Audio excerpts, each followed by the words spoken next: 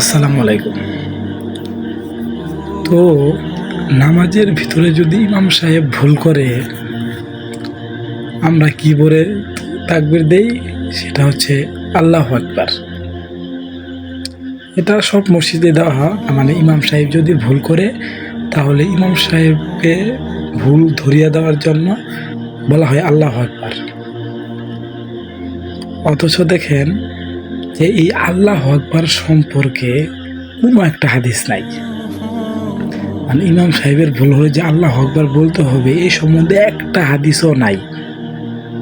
আপনি যদি পুরা হাদিস শরীফ পড়েন, গোটা হাদিস শরীফে আপনি একটাও হাদিস পাবেন না। এরকম গোটা হাদিস শরীফে আপনি একটা হাদিসও পাবেন না। ঠিক আছে, যে আল্লাহু আকবার সম্পর্কে কোনো হাদিস নাই, কিন্তু আমরা বলে থাকি আল্লাহু আকবার। ওই যে আগে থেকে বলে আসতেছি, কিন্তু হাদিসে আছে কিনা সেটা আমরা যাচাই করি না।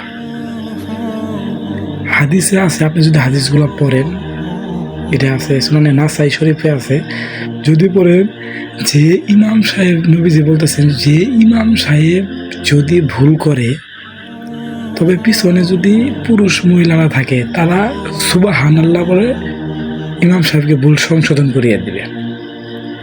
আর যদি পিছনে যদি মহিলা থাকে তারা হাতের তালুর লগে তালু বাড়ি দেবে। এই বাড়ির শব্দ শুনে ইমাম সাহেব বুঝতে পারবে যে আমি হয়তো আমার কোনো একটা ভুল হয়েছে। সুবহানাল্লাহ আছে, হাদিসে আছে সুবহানাল্লাহ।